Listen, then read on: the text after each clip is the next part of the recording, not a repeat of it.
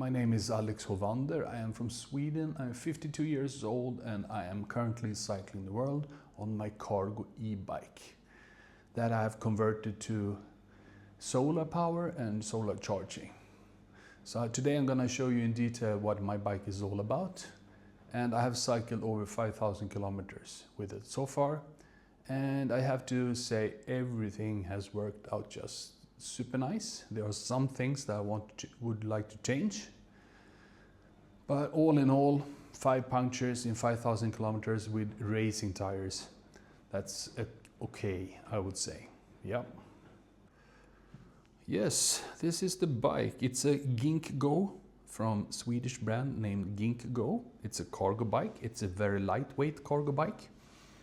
It has 28-inch wheels, both front and rear.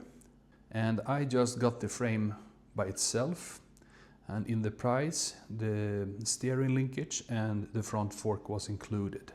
Everything else I have put on later. So let's start with the wheels. On a touring bike, it's very important that you have very strong wheels. So these are from the company Ride. There are very sturdy tires, wheels. In the rear I have 36 spokes, and on the front I have 32. So these wheels are super strong and can handle the weight. So instead of regular gears, I use an internal gear hub from the company Roll-Off.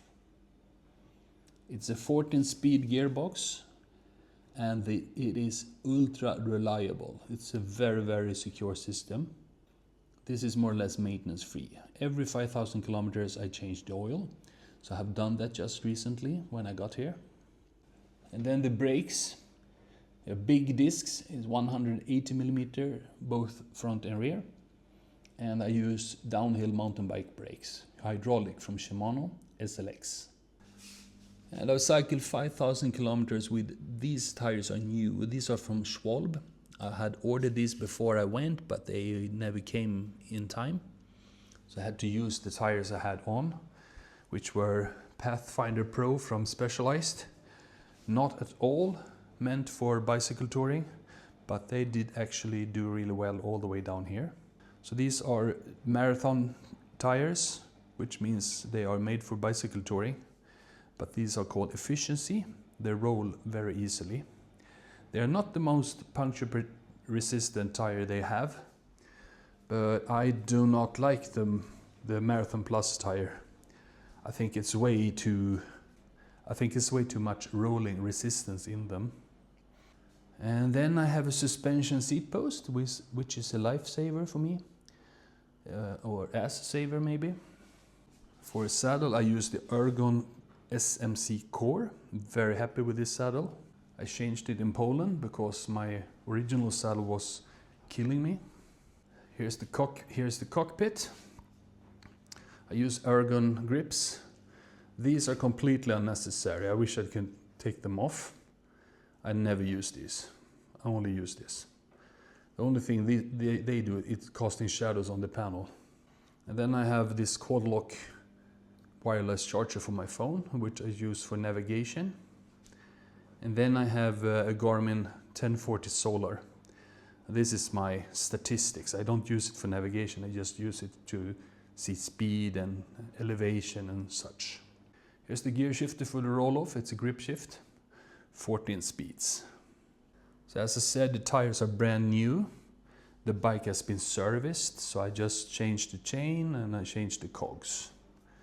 And here's the motor. It's the first generation CYC Photon. And I have to say, I am super happy with this motor. It is still like new. I have over 6,000 kilometers on this motor, but it's still performing like new. I think it's performing like new just because I do not push my motor at all. I only use like 350 watts at maximum, and normally between 90 to 120 watts. This fact alone will make the motor last a lot longer. I use a 38 cog, and that is just about what can fit. You see how close it is. So it's 38-15. This rack I built myself. It's for my backpack. I just put my backpack on there and then strap it down. And the backpack I have for food and water. And all of my other gear is up here. And then we have the battery. This battery I built myself out of Sanyo GA18650 cells. So it's 90 cells, 10 in series and 9 in parallel. So this battery pack is 1117 watt hours, which is twice as big as a normal e-bike battery. And I have put it in a fishing lure box and I have done everything to it so it's waterproof. Because originally this battery was meant to sit underneath this plate, but I decided to put it in a bag instead. So I have it in a watertight bag, waterproof bag, sorry. And in these two smaller frame bags I have bicycle tools and spares. And here is electronics for the solar.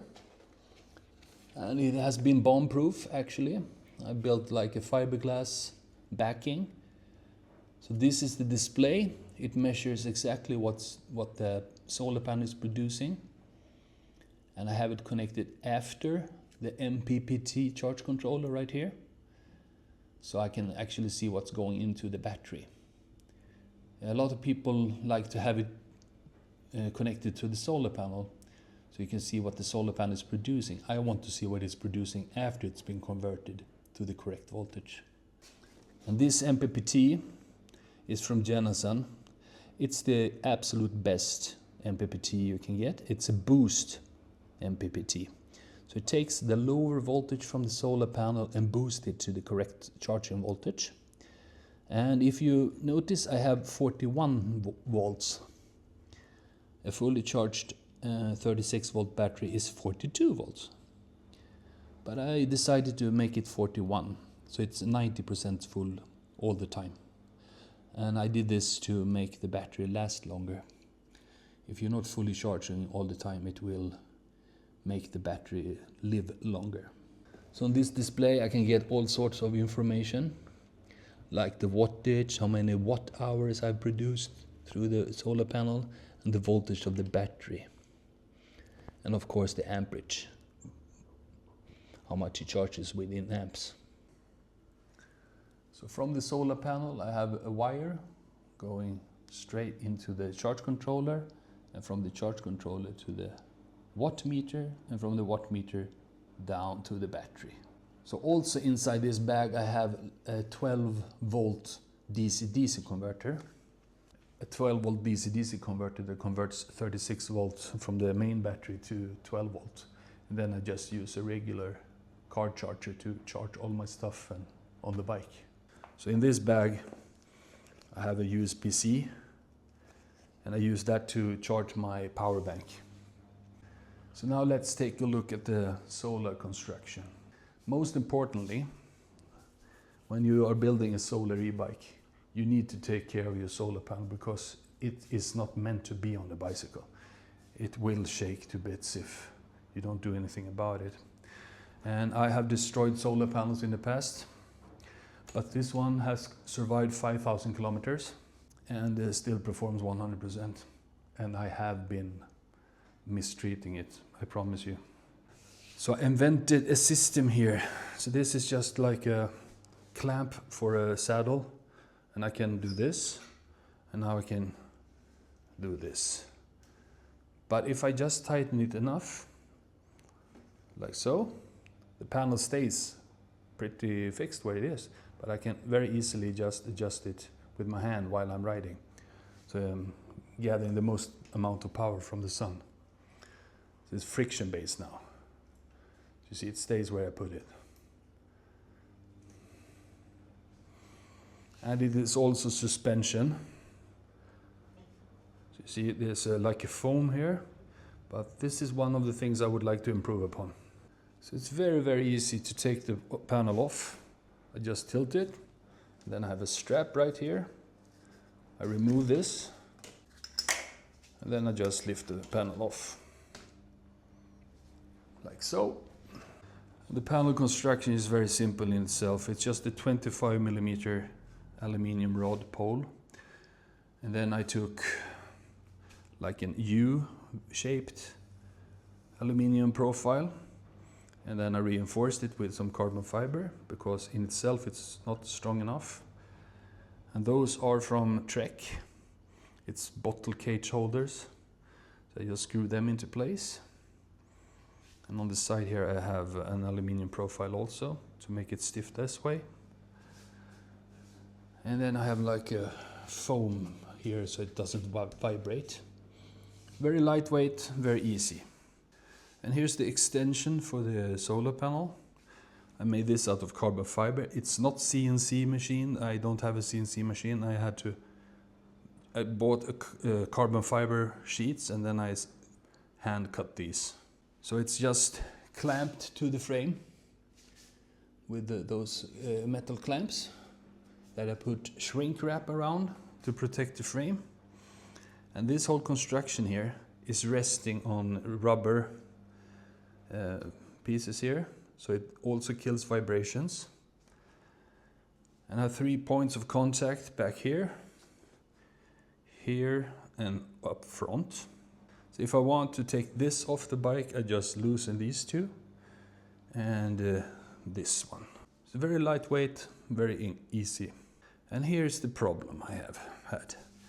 These foam pieces are usually much bigger than this, but they are closed cell, so they die. So when they compress, the cells collapse and the suspension properties disappear.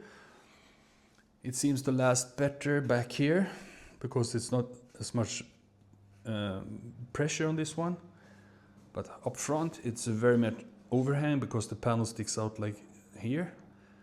So if I were to do this again, I would make this much longer, so I can have a much bigger piece here of foam. But the thing is, it still does its thing because the panel is not in direct contact with anything. It's just resting on this soft. So it's still functioning quite okay. The panel is still alive, so it must be doing something good.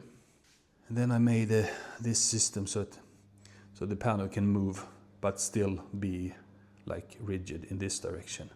But it can still move up and down and do some flexing. Steering linkage.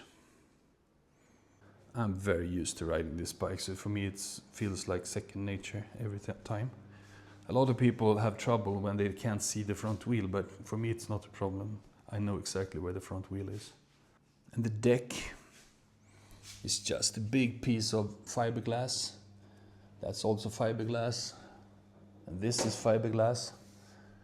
I just covered it with some vinyl, some carbon looking vinyl. So this is my one thing I would change. It's this. I would make it much longer so I get a bigger piece. And before I went from home, I had an idea. I would like to build like a box around here. So imagine a fully enclosed box where you can open one side. So I can put the bags in from the side like this and then have them all inside. That would give me two big advantages.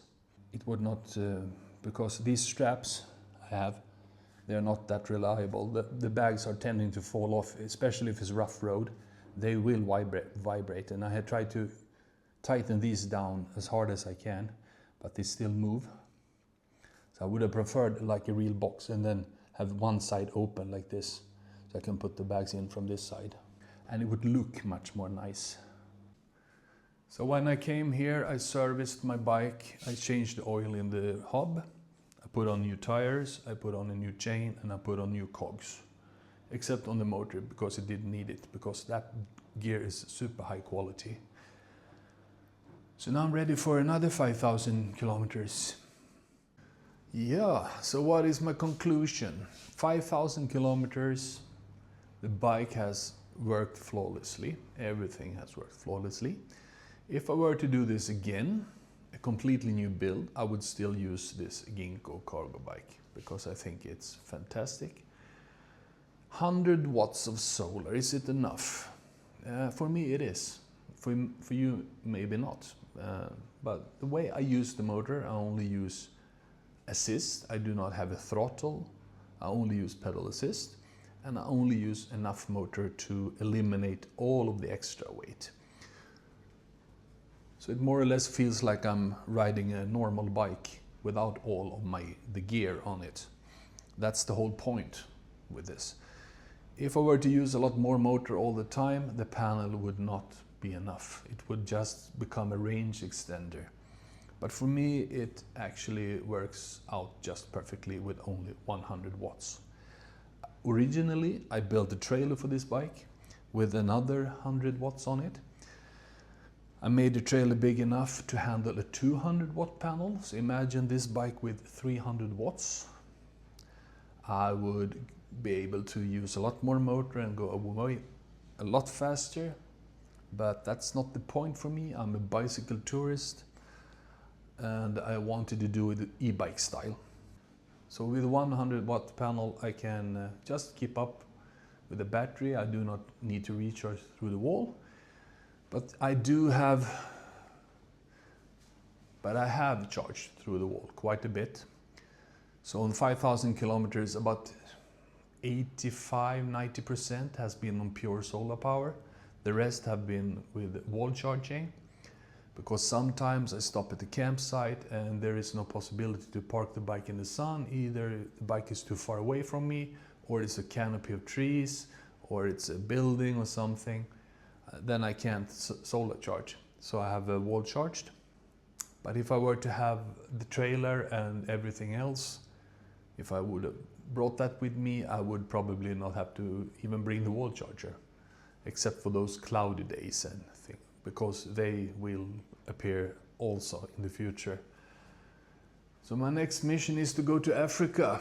So if this is the only video you have seen of me, go back and watch all of the videos I made so far. It's about 20 of them now. And I plan to go around the world and see Africa next. So just subscribe, share, like, comment, whatever. Ask me anything. I know my bike inside and out. So thank you for watching. See you on the road.